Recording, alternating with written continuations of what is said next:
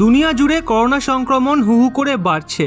গোটা বিশ্বে করোনা আক্রান্ত রোগীর সংখ্যা 1,22 লাখ ছাড়িয়ে গেছে, যাদের মধ্যে 5.5 লাখেরও বেশি মানুষ মারাও গেছে। কিন্তু একটু স্বস্তির খবর হলো 70 লাখ মানুষ সুস্থ হয়ে বাড়ি ফিরেছে। ভারত ও বাংলাদেশের অবস্থাও ক্রমশ খারাপ হচ্ছে। বাংলাদেশে 1,76,000-এর মতন মানুষ করোনায় আক্রান্ত হয়েছে, যাদের মধ্যে 85,000 মানুষ সুস্থ হয়েছে, কিন্তু 2,000-এরও বেশি মানুষ প্রাণ হারিয়েছে। এবার আসি ইন্ডিয়ায়। ইন্ডিয়া এই মুহূর্তে ওয়ার্ল্ড র্যাঙ্কিংয়ে 3 নম্বরে অবস্থান করছে, যাদের মধ্যে 21,000-এরও বেশি মানুষ প্রাণ হারিয়েছে, কিন্তু সুস্থ হয়ে বাড়ি ফিরেছে প্রায় 4,80,000-এর মতন মানুষ। এরই মধ্যে আমরা আজ আরও কিছু সুখবর নিয়ে হাজির হয়েছি। তাহলে চলুন আর দেরি না করে দেখে নেওয়া যাক। পাটনা এইমসে শুরু হলো করোনা ভ্যাকসিনের ট্রায়াল। পাটনা এইমসে করোনা ভ্যাকসিনের ট্রায়াল 7 তারিখ থেকে শুরু হয়ে গেছে। এর জন্য সব প্রস্তুতি আগে থেকেই শুরু হয়ে গেছিল। যদিও এর জন্য কজন রোগী এবং কী পর্যায়ে রোগীর রেজিস্ট্রেশন করা হয়েছে সেটা এইমস প্রশাসন এখনও প্রকাশ করেনি।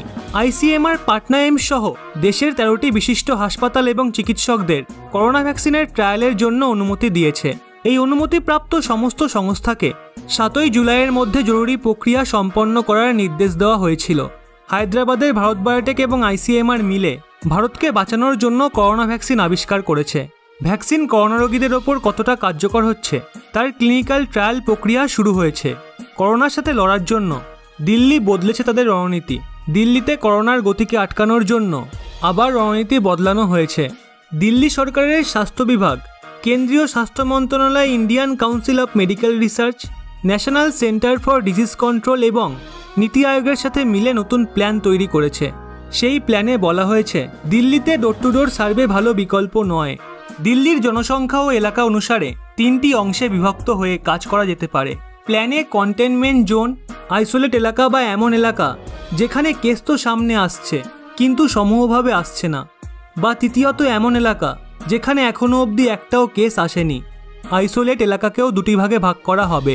প্রথমটা এমন এলাকা যেখানে অনবরত কেস আসছে, আর দ্বিতীয়টা এমন এলাকা যেখানে থেমে থেমে কেস বেরিয়ে আসছে। দিল্লিতে দ্রুত কমছে করোনা সংক্রমণের হার। দেশ জুড়ে করোনা সংক্রমণ বৃদ্ধির মাঝে দিল্লিতে করোনা কাবুতে আসতে দেখা যাচ্ছে। দিল্লিতে করোনা সংক্রমণের মামলা 1 লাখ ছাড়িয়ে গেলেও সুস্থ হয়েছে 72,000-এরও বেশি মানুষ। অর্থাৎ দেশের তুলনায় দিল্লিতে করোনার রিকভারি রেট 71%-এ পৌঁছে গেছে। এরকমটা মনে করা হচ্ছে যে দিল্লি ও কেন্দ্রীয় সরকারের মিলিত প্রয়াসে করোনা যুদ্ধে জয়ী হওয়ার সুফল মিলেছে। দিল্লি প্রতিদিন তার টেস্টের মাত্রা বাড়াচ্ছে, যার ফলে দিল্লিতে করোনা সংক্রমণের মামলা কিছুটা কমে এসেছে। দেশ জুড়ে যেখানে রিকভারি রেট 60% রয়েছে, দিল্লিতে সেখানে রিকভারি রেট 71%। টাটা গ্রুপ বিএমসিকে দিল অ্যাম্বুলেন্স ও ভেন্টিলেটর। করোনা ভাইরাস পুরো দুনিয়াকে নিজের অধীনে করে নিয়েছে। ভারতে 7 লাখেরও বেশি মানুষের মধ্যে এখনও অবধি কোভিড পজিটিভ ধরা পড়েছে, যেখানে মুম্বাই সবথেকে এগিয়ে রয়েছে। মুম্বাইয়ে কেস বাড়তে দেখে টাটা সংস্থা সাহায্যের হাত বাড়িয়েছে। করোনাকালে মুম্বাই বিএমসি এবং টাটা গ্রুপ মিলে প্লাজমা প্রজেক্টের ওপর কাজ করছে।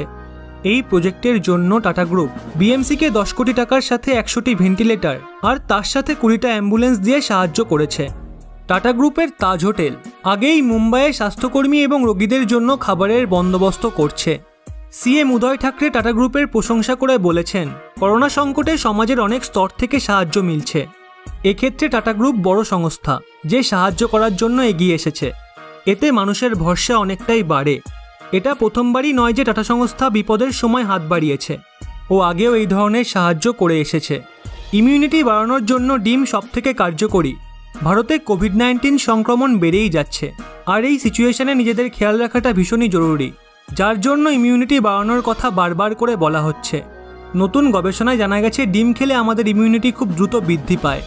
ডাক্তারদের মতে ডিমে ভরপুর মাত্রায় প্রোটিন মজুদ থাকে, তাই ডিম খেলে শরীরের ইমিউন সিস্টেম ভালোভাবে কাজ করতে শুরু করে।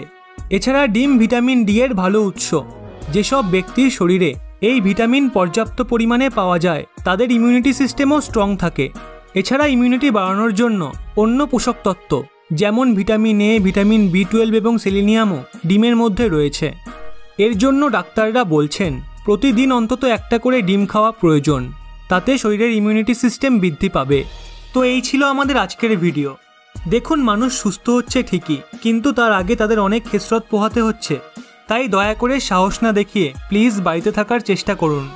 অতি প্রয়োজনে বাইরে বেরোতে হলে অবশ্যই মাস্ক, হ্যান্ড গ্লাভস এবং স্যানিটাইজার ইউজ করুন।